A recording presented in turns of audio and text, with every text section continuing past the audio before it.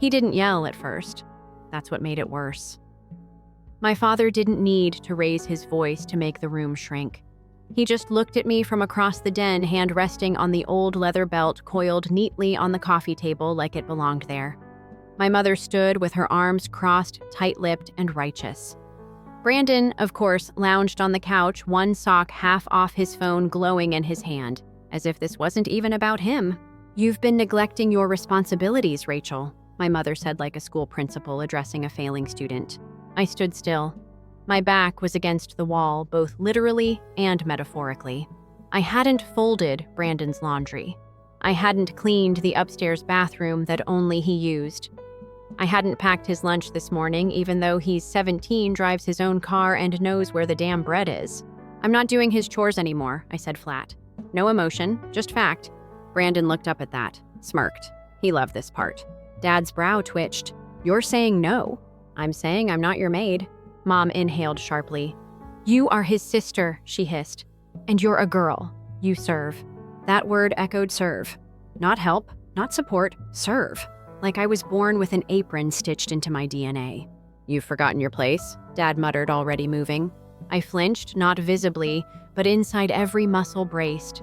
The belt uncoiled from the table like a threat finally spoken aloud. One swing, not high, not wild, calculated, across my shoulder. The crack felt louder than it was, and my skin screamed before I did. I staggered but stayed up. The second hit landed lower. Brandon didn't move. Mom didn't blink. "You were raised to contribute," Dad growled. No, I managed, breath tight. I was raised to obey. Another swing. My arm jerked up instinctively and took the hit. I tasted metal, not blood, not yet just the taste of holding back every scream I wanted to throw at them. Then silence. I don't know if he paused because he was winded or because I hadn't cried. I hadn't screamed, begged, or called him names. I just stood there breathing. That's when I realized something. They weren't punishing me. They were managing me. Like a tool that had gotten rusty, a house appliance failing to perform on command. I wasn't a daughter. I was a system, the silent engine that kept the Monroe household running, laundry folded, coffee hot by 6 a.m. Brandon's soccer cleats scrubbed clean even when caked with blood and turf. "Say you're sorry," Mom snapped, "and get back to your chores. We don't have time for this drama." I looked at her, not at her clothes or her expression, but into her. And what I saw terrified me. There was no anger, no confusion, just certainty. She really believed this was normal. That hitting me into submission was discipline, that servitude was obedience, that gender was destiny. "I'm not sorry," I whispered. "Not anymore." I picked up my backpack from the side table. I'd packed it 2 nights ago, not because I planned to leave, not exactly, but because a voice inside me had started whispering, "They're never going to change." It held a hoodie, a phone charger, a notebook I'd been writing in since I was 12, and now a bruised arm. "I'll come back when Brandon folds his own underwear," I said, turning toward the door. Rachel, Dad barked. But I didn't stop. I didn't run. I walked. Past the beige hallway we'd painted 3 summers ago. Past the framed family photo that cut me out emotionally even when I was dead center. Past the smell of bleach and control. I didn't slam the door. I didn't want them to have that satisfaction. Instead, I closed it gently, like sealing off an old, suffocating room. Outside, the air felt wrong. Too cold, too quiet. Like the world hadn't gotten the memo that I had just broken every unspoken rule in our house. I walked 2.5 miles under a sky that looked like it might collapse. My shoes hurt. My hoodie wasn't thick enough. But my spine. For the first time in years, it felt straight. Naomi's porch light was on. I hadn't called ahead. I didn't need to. She opened the door, saw my face, and didn't ask anything. Just stepped aside and said, "Come in." I walked in, dropped my bag by her worn-out couch, tried to sit without wincing. Naomi left and returned with a glass of water and a blanket. "You staying the night?" she asked. I nodded. "Okay." She didn't hover. She didn't try to fix it. Just let the silence be what it was, honest. That night, I lay on a thin mattress in her storage room, a rolled-up hoodie under my neck, staring at the ceiling, wondering what counted as betrayal in a family that never let me be whole. In the morning, my body ached like hell, but nobody barked at me. No one flung laundry into my arms. Naomi's mom made pancakes, real ones, with syrup and butter and actual laughter in the kitchen. And I sat at the table like someone who didn't deserve it, like I'd stolen peace. I checked my phone. No messages, no missed calls, not even a "where are you?" Just silence. But for once, the silence wasn't punishment. It was a blank page, and I was about to write the rest of my life on it. The first 3 mornings, I woke up before the sun. Not because I had to, no one was waiting on breakfast or fresh socks, but because my body didn't know how to sleep without the weight of expectation pressing down on it. Naomi's storage room was small, barely enough space to stretch out, but it was mine. The mattress dipped in the middle and smelled like old pine cleaner, and the only light came from a crooked lamp missing its shade. But there was no list taped to the door, no footsteps storming toward me. Just quiet. Real quiet. Naomi's mom, Denise, was the kind of woman who always had warm hands and a sharper tongue than people gave her credit for. On the second day, as I stood awkwardly in the kitchen while she stirred pancake batter, she gave me a sideways glance and said, "You hungry, or just used to waiting till everyone else eats first?" I blinked. "I'm fine." She handed me a plate anyway. Fine girls don't lose 7 pounds in their face. That morning, she didn't ask about the bruises, but her eyes lingered. She noticed. By the 4th day, Naomi had already rearranged her schedule so we could walk to school together. Her silence was a kind of protection, never probing, never pitying. She knew how to exist beside pain without crowding it. That afternoon, we sat on the bleachers outside Franklin Community College while I filled out the request to transfer my academic records. "They still have access to your student portal?" she asked. I nodded. "Dad set up my FAFSA. I don't even know the password to half of it." She pulled out her phone. "My cousin Maya had to go through this when her dad cut her off. We'll call the bursar's office and ask about financial independence. You just need proof of abuse and a witness who isn't blood." I stared at the phone like it was a grenade. "Do I have to report them?" "No, just document. For now. Protect yourself, then figure out the rest." That night I opened my old notebook, not the school one. The other one. The one with bent pages and ink stains and a spine that cracked from being shoved in and out of backpacks. The first page was dated when I was 12, the things I did that no one noticed. I added new entries. Not in anger, not yet, just memory. Took Brandon's science fair model to school in the rain while he stayed dry. Ironed Dad's shirts before my own homework. Hid my A- report card so Brandon's C wouldn't look bad.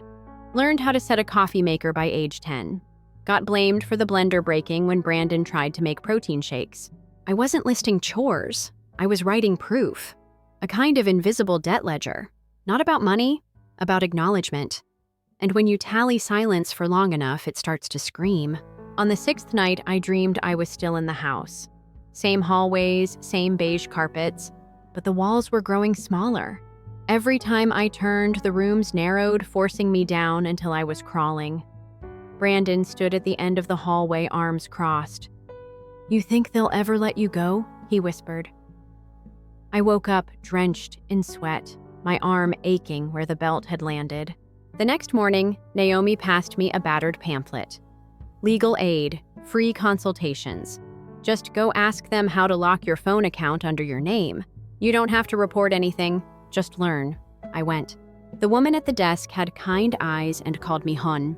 She didn't flinch when I explained that my parents controlled my phone plan, my student loans, my health insurance. She didn't ask why I hadn't left sooner.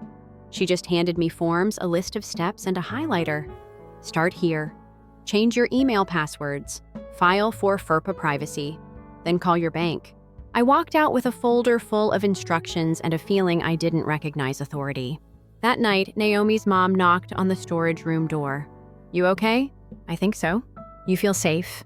I hesitated. For the first time, yeah. She nodded slowly. "Good. Because safety isn't just about locks. It's about people." I wanted to ask her why she was being so kind, why she trusted me to stay in her house without question, why she looked at me like I wasn't broken. But all I managed was thank you. She smiled. "One of my sisters left home at 16, never came back. People think girls who run are reckless. but sometimes standing still would kill you faster. That stuck with me. 2 weeks passed. Still no calls, no texts. My old house might as well have sunk into the ground. But Maya, Naomi's cousin, sent a picture one afternoon. Brandon, standing outside a laundromat holding a trash bag full of clothes, looking completely lost. The irony nearly made me laugh. 3 days later, another message. This time from my father's old coworker, Mr. Devons. A simple line, "Hope you're safe. James hasn't been himself lately." I stared at the words, not concerned for me, just surprised that their system had cracked. Then a text came in, from a number I didn't recognize, but I knew the tone. "Brandon has an awards dinner this Friday. None of his suits are ready. You need to stop being dramatic and come home. No greeting, no apology, just a command dressed as a request." I didn't answer. 4 days later, "This is childish. No one will tolerate this behavior in the real world. Come home, apologize. You'll have to earn your place again." My hands shook, not from fear, but rage. Earn my place. Like I hadn't bled it into the carpet, folded it into sheets, brewed it into coffee every morning for 17 years? I didn't reply. I printed the texts and added them to the folder. That night, I sat on the porch steps at Naomi's house and stared into the darkness. The air was still. No cicadas, no passing cars. Just the kind of quiet that waits for decision. I opened my notebook to a clean page. At the top, I wrote what they lose without me. And for the first time, the list wasn't mine to finish. The first morning I stayed at Naomi's house, I tried to make myself invisible. I folded the blanket, straightened the couch pillows, washed the one glass I used even though no one asked. My body moved out of habit. I didn't know how to exist without earning my keep. Naomi's mom, Denise, noticed. She was standing at the stove, flipping pancakes, and she gave me this look, not annoyed, not exactly gentle, either, just seeing too much. "Rachel, honey," she said without turning her head, "you don't have to earn your breakfast here." I froze. Something about those words, casual, unforced, hit harder than any belt. At home, nothing was free. Not a plate of food, not silence, not even rest. Everything had a cost, and I'd paid in labor and quiet compliance since I could remember. Denise pushed a plate toward me, syrup already drizzled, and said, "Eat. You need starch in you before the world starts asking questions." Naomi slid in across from me at the table, her laptop already open, half a banana in her mouth. She didn't ask what happened. She didn't ask why I left. She just scooted her screen toward me and said, "We're applying for an ID in your name today. DMV's strict.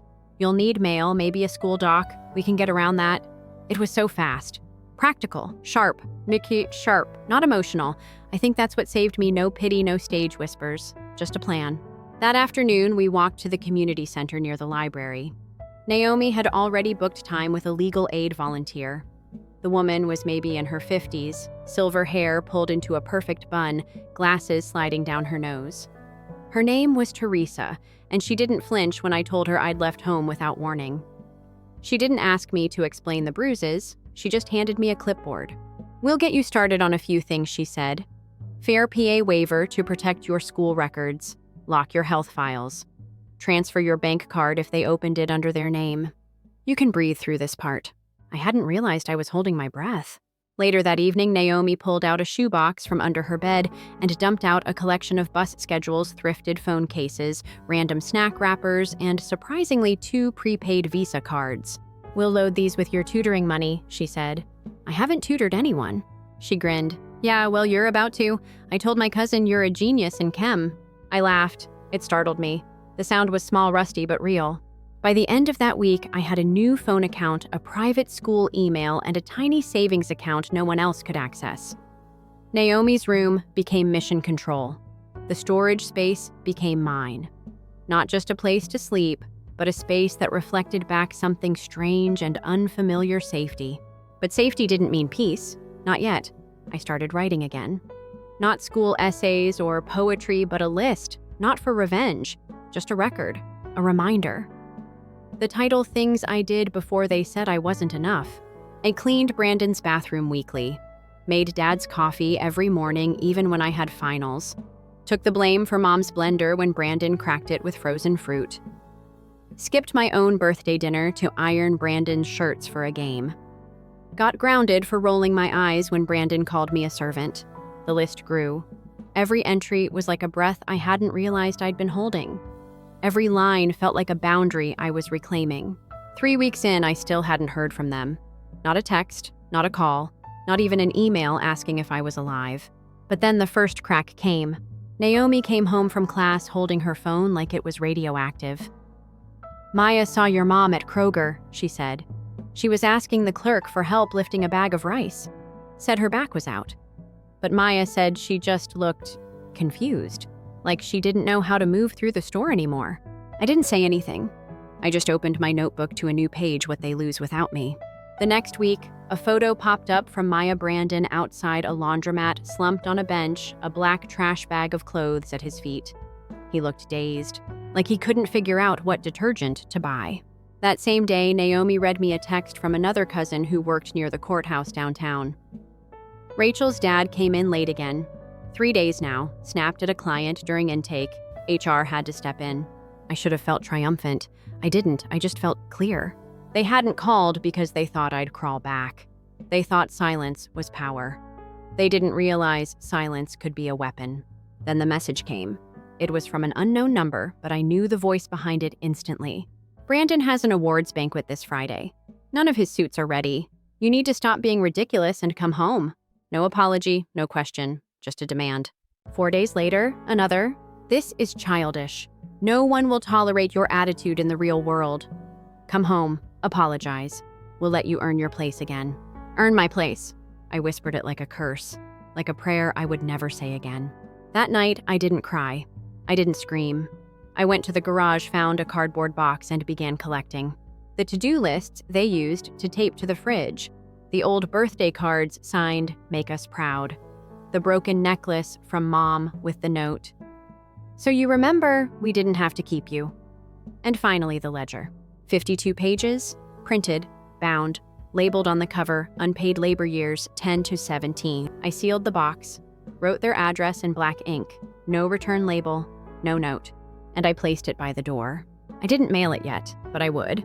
And when I did, they wouldn't hear my voice. They would hear the silence I weaponized into truth. I dropped the box off just after sunrise. Naomi drove me in her mom's beat-up Toyota Corolla, the one with the rattling window that never quite rolled up. We didn't talk much on the way. She knew I wasn't in the mood for jokes, and I appreciated that more than anything.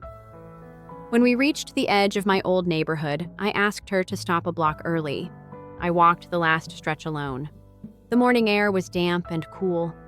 The sidewalks were still damp with dew, and the hydrangeas in the Whitmore front yard drooped like they were tired of being perfect. I didn't knock. I didn't ring the bell.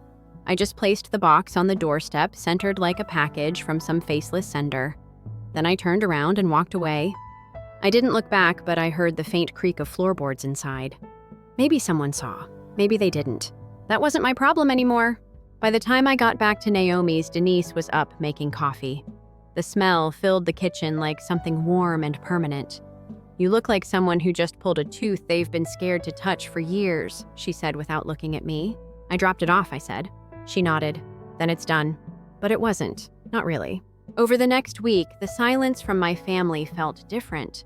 Not empty, but charged, like the air right before a storm. Naomi said nothing arrived in the mail. No texts, no emails. But then one morning, Maya messaged me. "They didn't come out of the house for hours. Then your dad opened the box." He looked pale. I imagined him peeling the tape one slow pull at a time, thinking it was something important, maybe something he could control. I pictured him lifting the lists, flipping through pages and pages of dates, chores, meals, sacrifices, proof that I had been the backbone of their perfect little kingdom. 2 days after the drop-off, I started getting secondhand reports from neighbors. Mr. Lovell, who used to nod politely at me during my morning jogs, told his niece, who told Naomi, that my mom had missed 2 church meetings. She claimed she was ill. The truth. She didn't want to answer the whispered questions. They were unraveling, and I didn't need to be there to see it. Meanwhile, my life was finally beginning to shape itself into something real. I enrolled part-time in Franklin Community College's nursing program. Amara, the same friend who'd given me a yoga mat and a quiet corner, helped me sign up for subsidized meals on campus. I rode the bus every morning, earbuds in, watching a different version of my world move past the window. I got a job at a local bookstore a few blocks from Naomi's house. The owner, a grumpy but soft-eyed woman named Shirley, hired me after one 5-minute interview. "You look like someone who knows how to alphabetize and doesn't talk too much." I like that, she'd said. Shirley gave me the evening shift, and in return, I gave her a storefront that sparkled windows, wiped down shelves in perfect order. She never asked questions. But once, as I was locking up, she said, "You walk like someone who's always waiting for someone to yell at her. You don't have to do that here." It hit me harder than I expected. Life was still hard. I had to count coins before buying groceries. My ribs ached sometimes from the weight of doing it all myself, but I was free.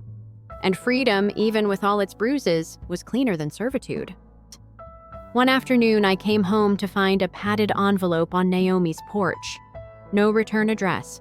My name written in stiff handwriting. I felt the bottom drop out of my stomach. I didn't open it right away. Naomi saw my face and just asked, "You want to open it here or toss it off a bridge?" I chose the kitchen. Inside was the broken necklace my mom had given me at 13 with the tiny tag that read, "So you remember, we didn't have to keep you." Beneath it was a single sheet of paper. No message, no apology. Just a single sentence in my father's handwriting. "We didn't raise you to be ungrateful." My hands trembled, not from sadness, from the rage of being reminded how little they thought I owed myself. I folded the paper and tucked it into the back of my notebook right after the last list. I wrote a new title on the next page, "What I Raise for Myself." My name on my own apartment lease someday. My skills in a job no one handed me. My peace lit by the candles I choose, not the silence they demand. Weeks passed. Then a message came not to me, but through Naomi. Her cousin saw Brandon at a job fair. He was yelling at a volunteer about a misplaced resume. Rumor was he'd been skipping classes. My dad? He collapsed in the cereal aisle at the grocery store. Stress, they said. And my mother, she'd joined an online support group for parents of ungrateful children. The name alone told me everything I needed to know. They hadn't changed. They hadn't grown. They were just drowning in the vacuum I left behind. And I no longer felt sorry. I lit a candle that night. Not for them, for myself. Not for healing, just because I could. Every Friday after my shift at the bookstore, I walked home slowly on purpose. Not because I was tired, though I often was, but because I liked the stillness of dusk. The way the air cooled and the streetlights flickered on like sleepy eyes. It was the only time I felt completely unobserved. No orders, no eyes judging how fast I moved or how well I scrubbed the baseboards. Just me. On one of those walks, I passed by a group of girls from my old school. I ducked my head instinctively, but one of them, Mia, called out, "Rachel, is that you?" I stopped. She jogged over eyebrows, lifted in genuine surprise. "Wow, haven't seen you around. People said you moved for some kind of internship." I nodded noncommittally. "Yeah, something like that." She laughed. "Your mom tells everyone you're doing big things with healthcare and leadership, whatever that means." I forced a smile. So that's the lie they chose. Not that I'd run, not that I'd walked out bloody and silent, but that I'd outgrown them like a star student on some shiny future path. It was the most flattering rewrite of history they'd ever told. When I got back to Naomi's, I told her. She howled with laughter.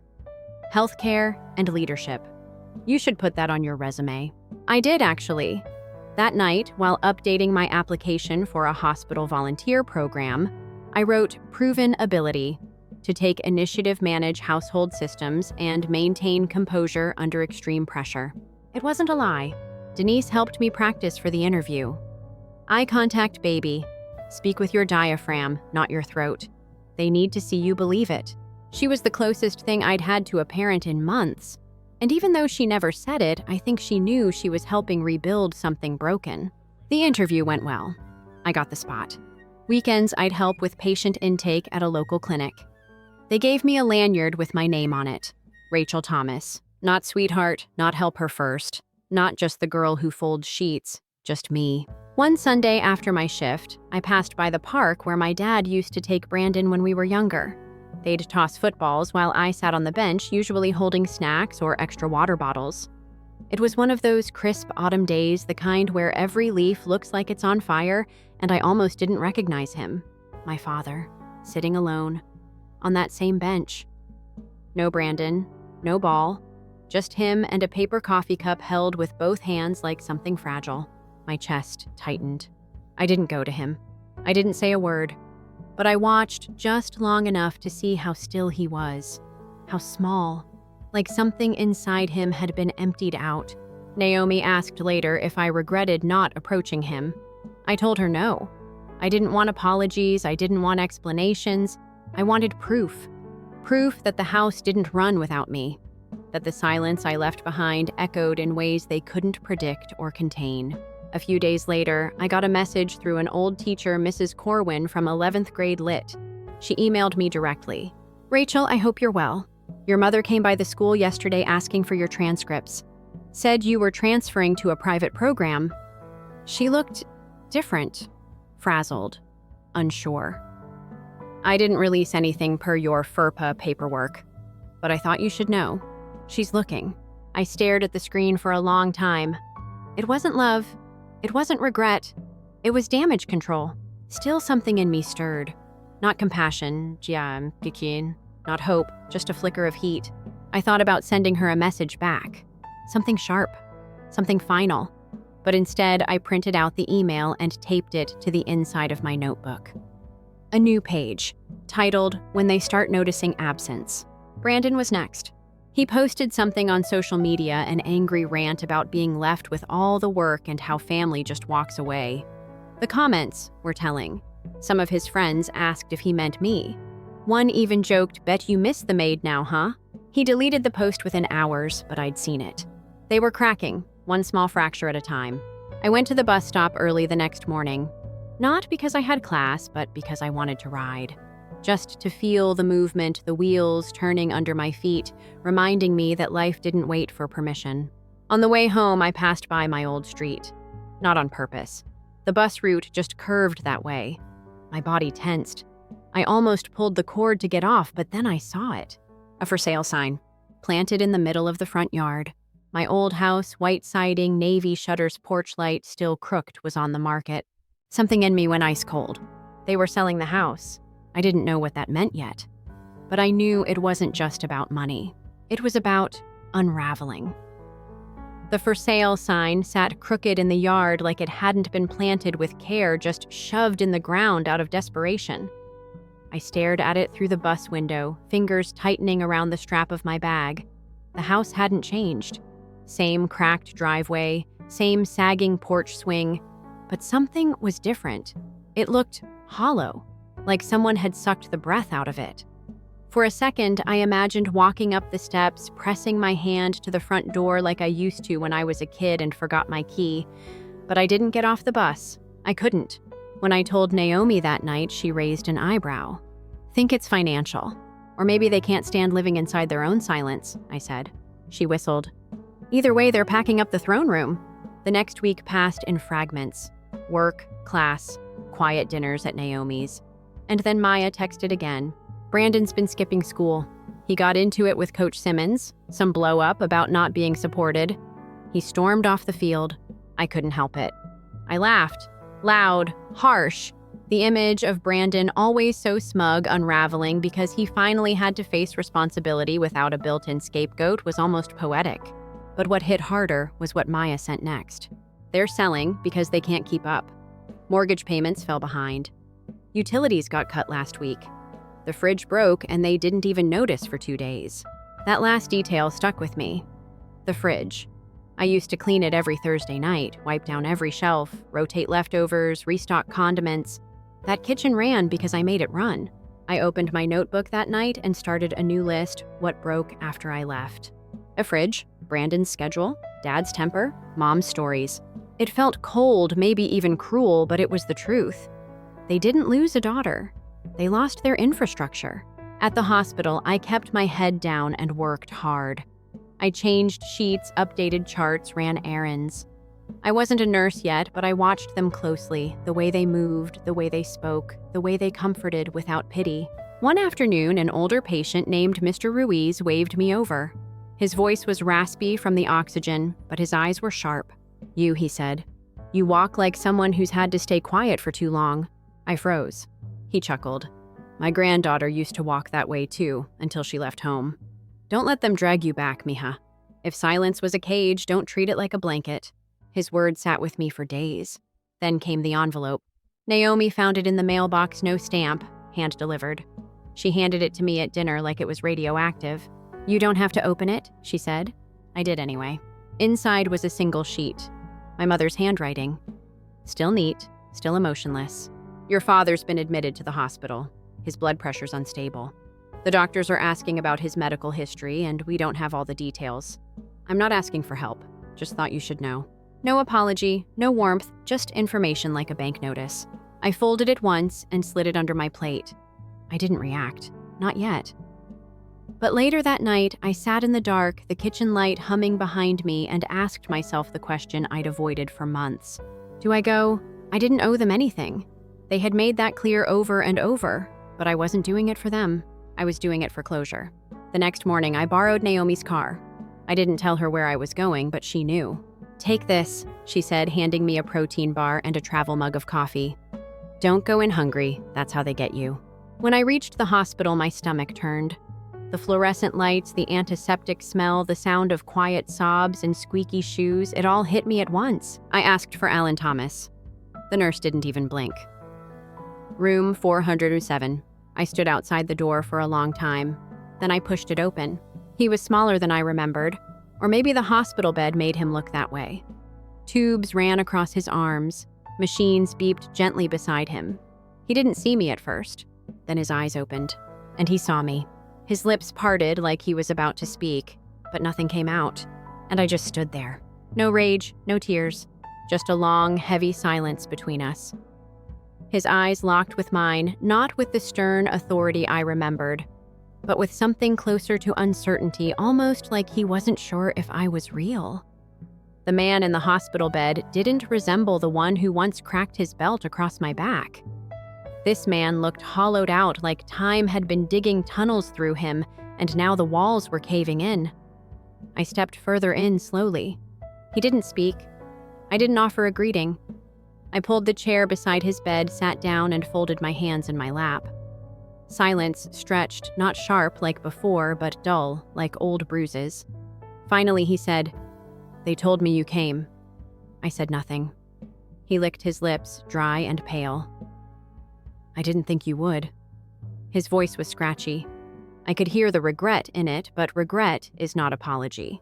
And I wasn't there to play nurse or daughter. He shifted, wincing as he tried to sit up.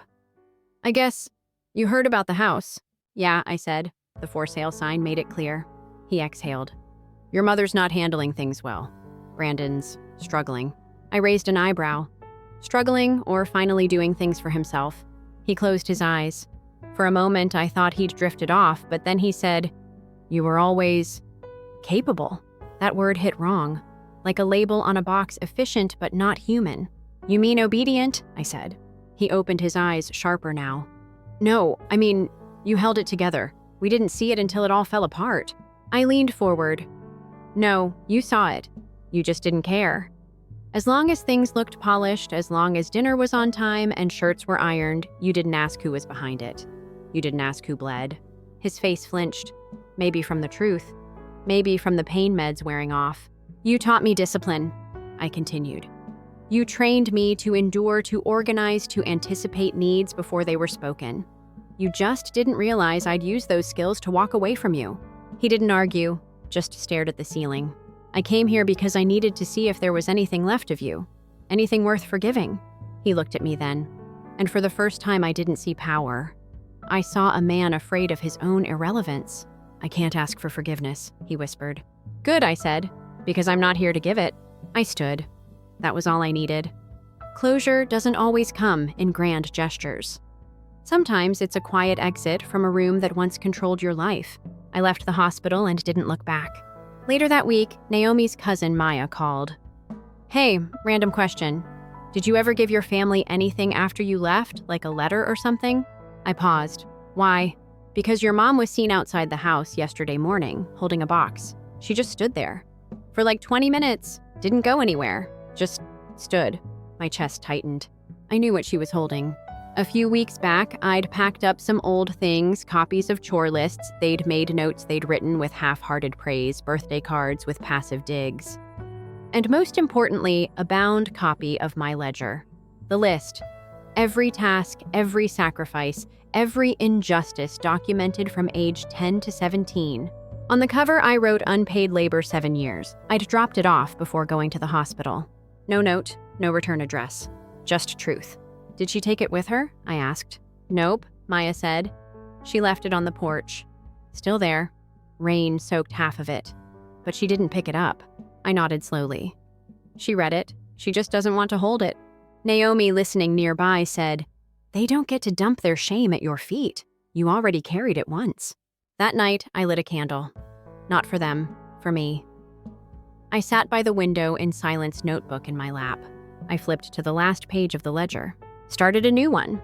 Chapter 2, Everything They Can't Take From Me. My peace, my name, my choice to stay or walk away. The family I choose. Just as I finished writing, my phone buzzed. It was Brandon. "We need to talk." I stared at the message, my pulse steady. I didn't answer, but my thumb hovered over the screen.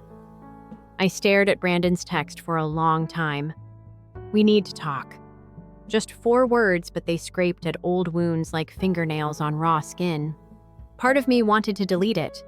Another part, it surprised me, wanted to see what he had to say. But I didn't reply that night. I let it sit unanswered, like they used to let my questions hang in the air, ignored.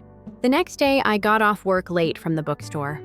The bus was running behind, and the sky had that blue-gray hue of an early spring storm.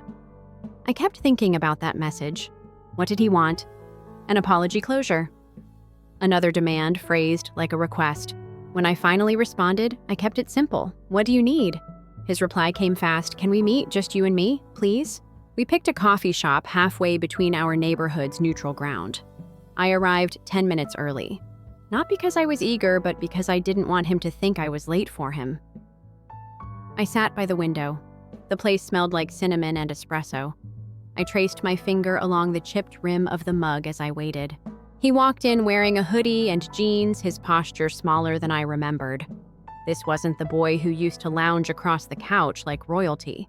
This was someone uncertain, maybe even humbled. He slid into the seat across from me. "Hey," he said. I nodded. For a full minute, neither of us spoke. The silence between siblings is different. It's heavy with shared history, childhood memories, and unspoken rules we learned in the same kitchen. "I didn't know," he said quietly. "Back then, I didn't get it." "That's because you weren't supposed to," I said. "You were protected from the parts that broke me."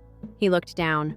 "I thought you liked doing things, that you were just really organized. I didn't realize it was expected, forced."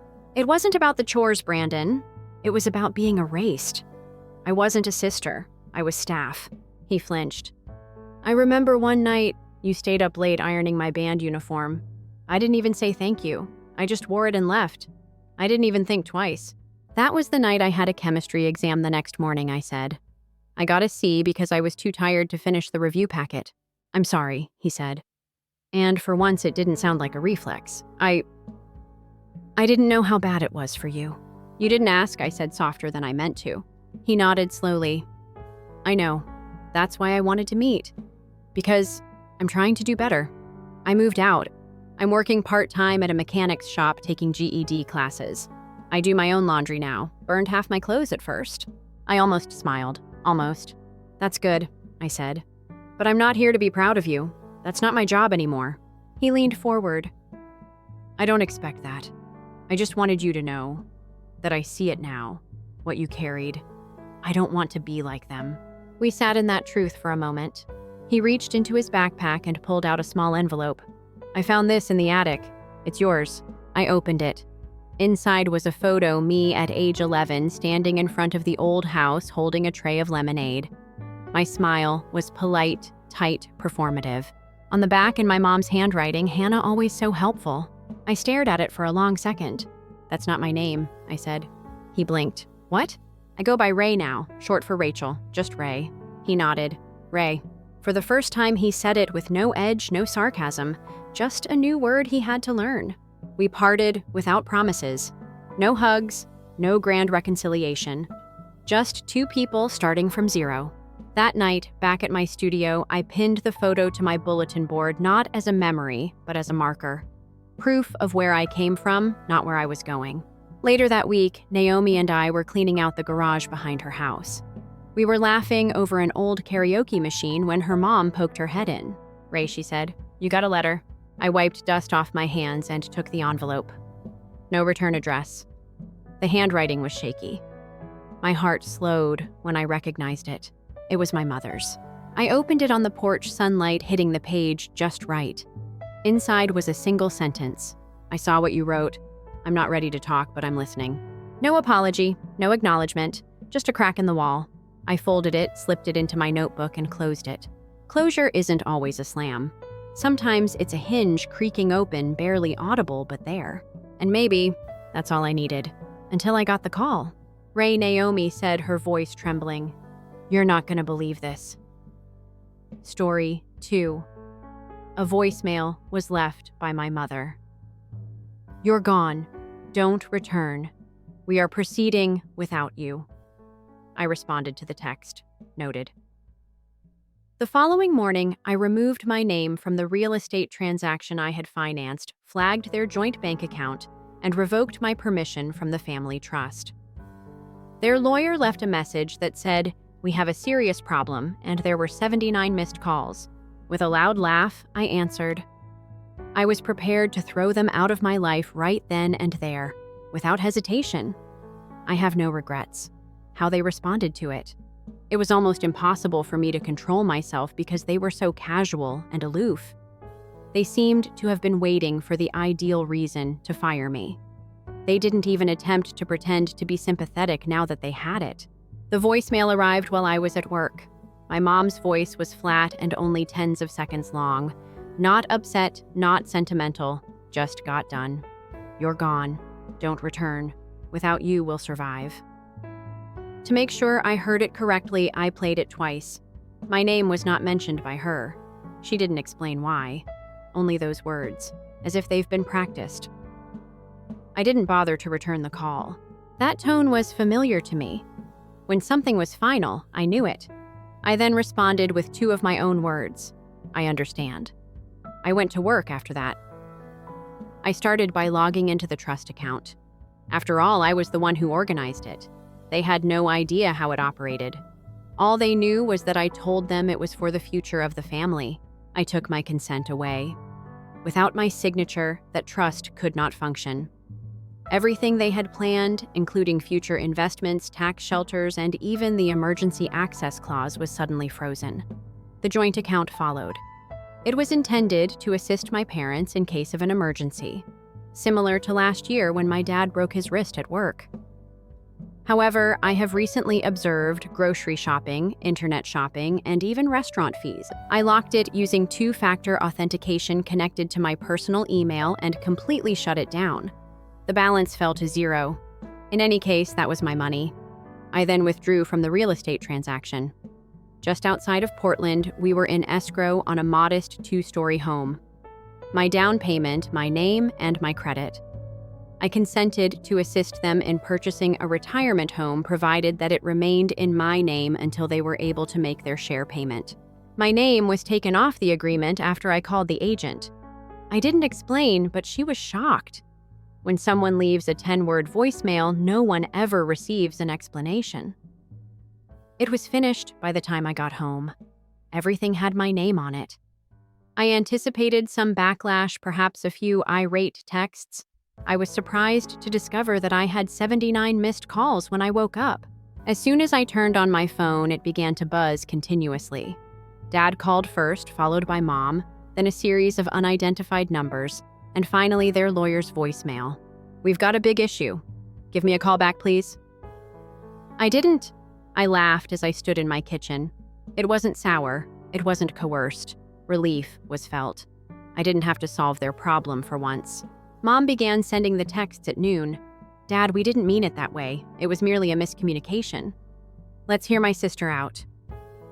Nothing. Her silence spoke louder than words could. It wasn't a coincidence, I knew. For weeks, she had been giving us clues about how we should simplify the house ownership process and streamline things. She had always been skilled at framing situations to appear helpful. That was her specialty. Come close, be naive, manipulate. Even when she didn't deserve it, I used to stand up for her. Now, though, I began to make connections. It had not been an unexpected increase in domestic tension. It had a source, and I felt as though I was looking directly into it. Our parents had always trusted me, and she had always envied that. I was in charge of the finances, the logistics, and the plants. She wasn't involved until now, but she was always decorative around. She now convinced them that I was the issue. She must have told them something so serious that they threw me out without saying anything. She did, however, underestimate one thing. When I'm cast out, I don't return. When I want to burn it all down, I return. I didn't mind the silence. After everything they said or didn't say, I actually welcomed it. I reasoned that we all needed Space Bay to make me anxious. I didn't pick up their phones. I refrained from opening their texts. I didn't even pay attention to the remaining voicemails that were accumulating. I waited.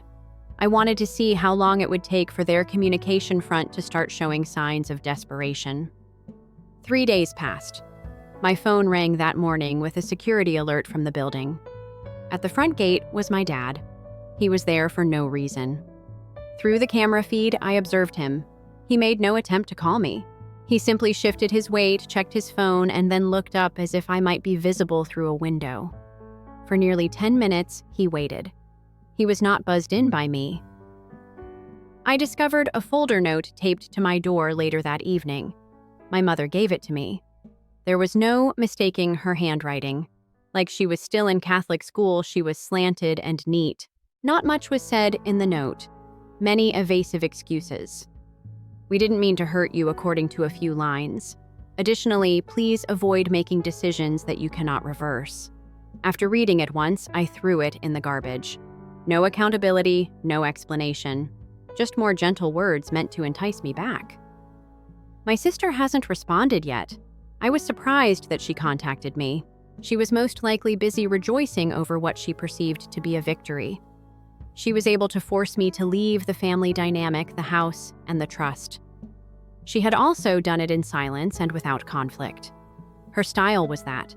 Subtle sabotage masquerading as helpfulness. It was time for me to take action. I made a phone call to the real estate agent we have been collaborating with. She responded right away, initially with a smile, but then her tone changed. I requested that she give my parents a formal notice of my withdrawal. After hesitating, she stated that she didn't want to become involved in a family dispute. I told her, "You're not in the middle. A paper trail is you." The email was sent by her. I didn't have to watch their response. I had a good enough imagination. The icy shock of witnessing something irrevocable in writing. Ignoring a text or voicemail was one thing. Receiving a legal notice stating that your son had formally withdrawn from the one thing that was keeping your finances afloat was another. My mom made 6 more attempts to call the following morning. None of them were answered. Their attorney sent me an email by the afternoon. Only one line caught our attention. This is more complicated than you may imagine. For a while, I sat with that. More about this. So I waited. My sister finally spoke up that evening. She sent me a 1-sentence text. "I hope your accomplishments make you proud." I gazed at it. There is no punctuation, just enough poison to make sure I was right. Everything had been done by her.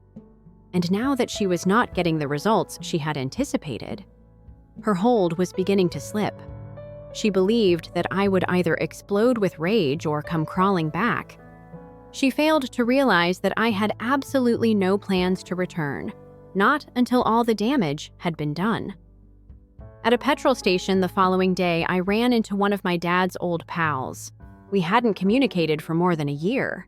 He grinned, inquired about the house before jokingly saying something that stuck with me. I've heard that you were unable to cope with the financial strain, so you withdrew from the agreement. Hard stuff. I grinned and didn't correct him, but it made sense to me. Her version of events was already being disseminated. It was at that point that I called our previous accountant. My sister insisted that we find someone younger, more fashionable, and more proactive. I scheduled a meeting and gave him the documents pertaining to the trust. I still had copies. He recalled every detail. What I inquired could undermine the trust from within without being readily apparent. He gave me a cautious look, said he didn't want to get involved, but then he offered one hint. If someone gave the wrong kind of information to your parents and made it seem like it came from you, that could easily tip the scales. I only needed to hear that.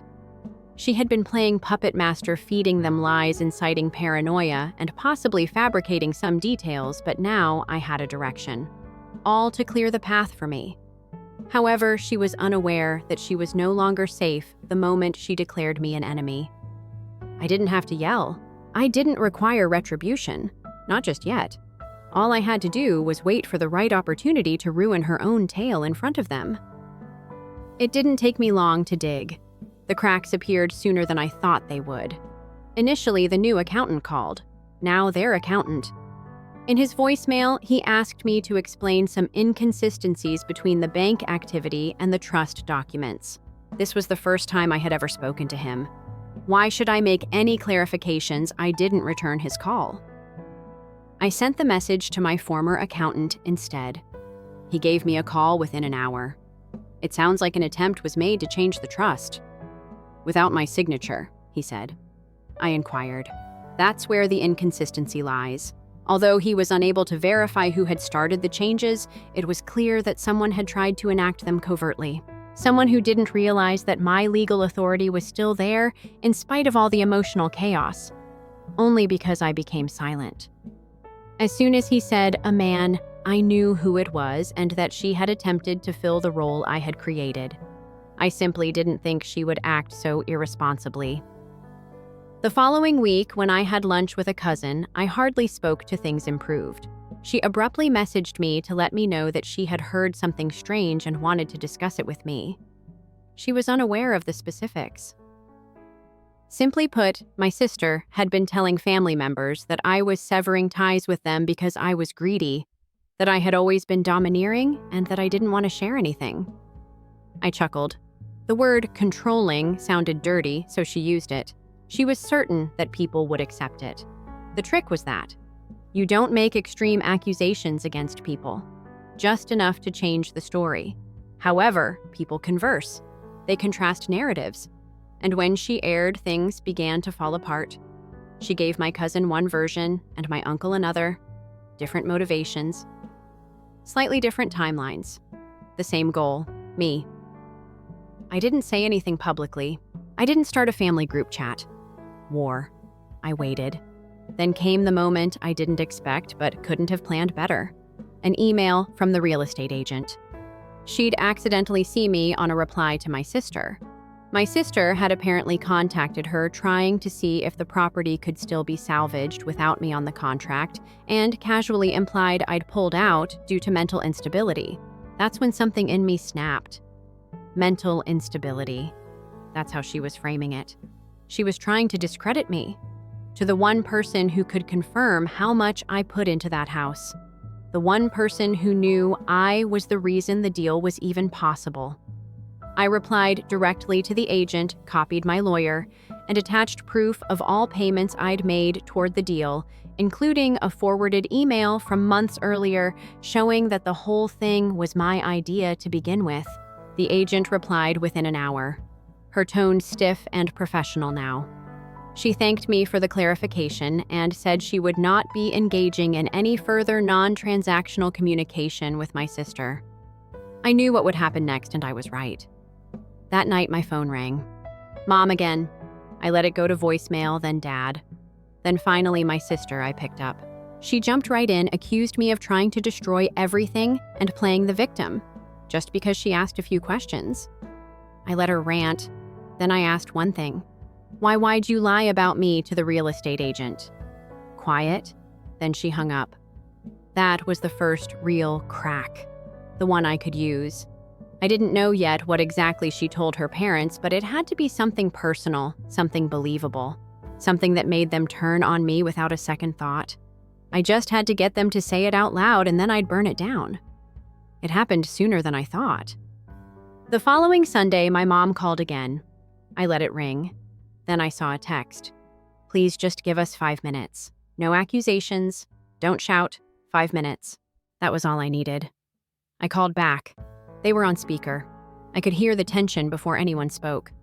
My dad started fumbling through a half-prepared statement about how things got out of hand. My mom cut in saying they never wanted to hurt me, that they were just reacting to what they were told. That was my opening. Told by who, I inquired. Quiet. Then my dad cleared his throat.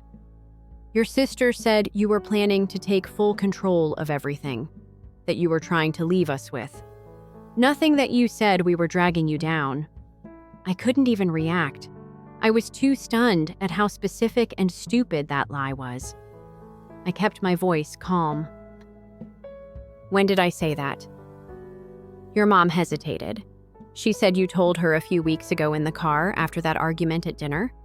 There had never been a car ride. There had never even been an argument at that dinner. We'd eaten in awkward silence and left in separate cars. It was such a clear, dumb fabrication that I almost laughed.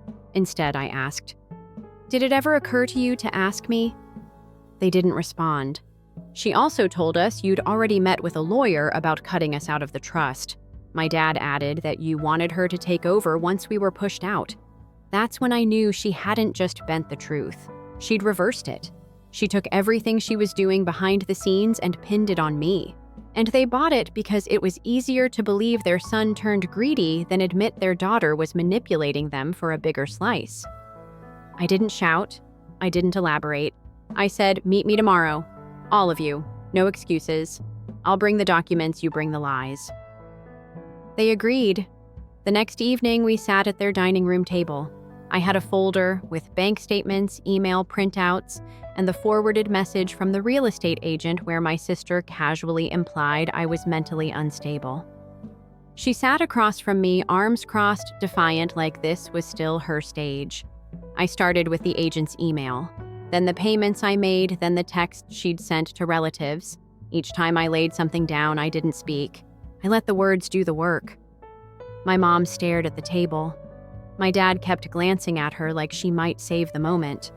Then I finished with the last document, a forwarded message from our old accountant confirming that a recent attempt had been made to alter the trust by someone pretending to have joint authority. That was the final straw. My sister looked like she wanted to speak, but for once, she didn't know what to say. I stood up. "You wanted me out? Congratulations. Now you're out." I turned to my parents. She lied. "And you let her. You believed her because it was easier than talking to me." No one argued. My mom finally spoke her voice. "Keep quiet. We didn't know." "You didn't ask," I said, and walked out. 2 days later, I got a text from my dad. Just one sentence. "We've removed her from the trust." Then from my mom. "We were wrong. Please come back." I didn't reply right away. Letting her twist the knife had taken planning, but making them see it had taken patience. And now that the spell was broken, I wasn't finished yet, because forgiveness doesn't cancel. Consequences. 3 days after they removed her from the trust, my sister showed up at my office. I didn't know how she found the address. I moved locations a year ago and hadn't told anyone. Maybe she dug through old emails, or maybe she followed me. Either way, she stood in the lobby like nothing had happened, like she had a right to be there. She asked for 10 minutes, I gave her 5. She walked in smiling all fake calm as if this was just some silly misunderstanding between siblings. She said she understood now that things got a little out of hand and that our parents had overreacted. She never acknowledged lying. She skirted it, blaming it on emotions, stress, and confusion. She then went straight to the point. Her goal was to put things right. Not with me, with the company. In fact, she thought she could still work for the family company. She asked if I would think about giving her a small role now that she was formally no longer in the trust. She added that it will demonstrate to our parents that our family is still strong. It nearly made me laugh. I got up and went to the file cabinet where I took out a folder that I hadn't looked at in months. It was an old business proposal draft. At one point, she pleaded with me to examine a shaky pitch for a lifestyle company. Would go viral, she believed.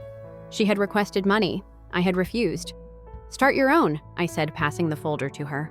Bewildered, she turned the pages. When she finally realized this wasn't a diversion, she turned to face me. The end was in sight. Do you believe that you are punishing me? She inquired. No, not yet, I said. She bounded out. That night, I didn't stop her. I gave the accountant another call, asked him how long it would take to formally move the family's collective controlling interest in the company accounts into a two-person structure, my dad and I. No gaps. No one else can enter.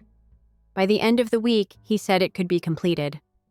I awaited the completion of the paperwork. Then I took action. Nobody anticipated it. I requested a meeting with my parents over the phone. Only us. I told them everything I had discovered when we sat down to dinner. Messages, emails, and the phony timeline. The intention to change the trust was forged. I explained everything. Then I said something unexpected to them. I'm prepared to restore everything. The house, the joint ownership, the trust. But only if she's totally disconnected. My mother appeared uncomfortable. My father didn't. That's what he said. Completed. And that made it official. I added my name back into the real estate transaction that same week. The agent was pleased but surprised. This time, the financing process was swift. My assets, my credit, and my power.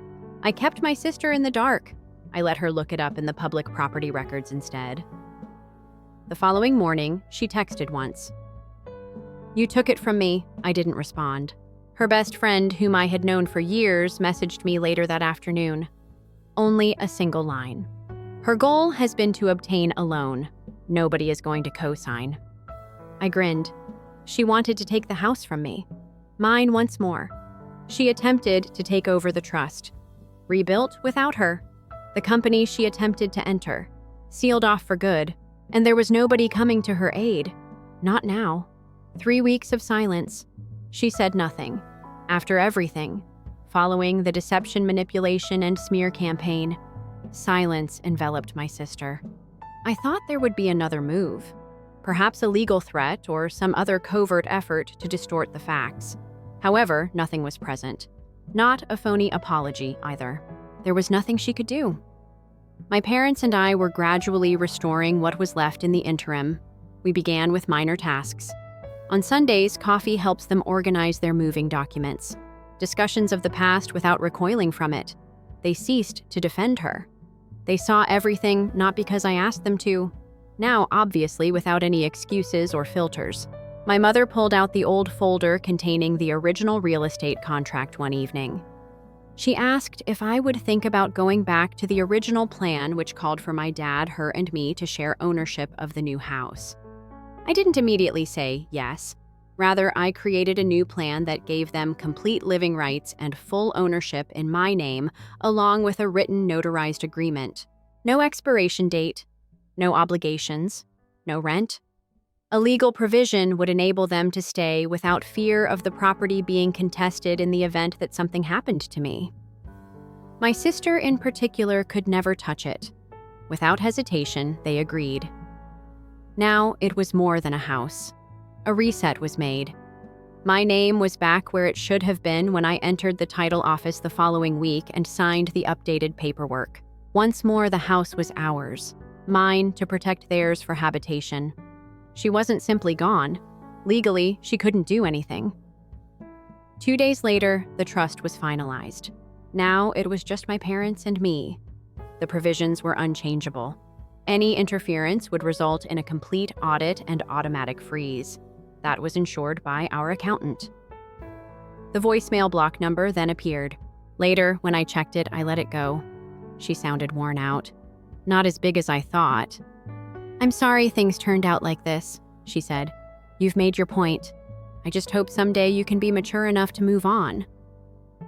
I deleted it. Nothing was left to move on from. I didn't have anything to show her. She took her shot, tried to get me out of the picture, and now she was outside looking in. Later, according to my dad, she called him and said she needed money to launch a new business. She didn't ask to rejoin the family merely to get support. "No," he said. There was no dramatic pause, no lengthy explanation. Simply put, no.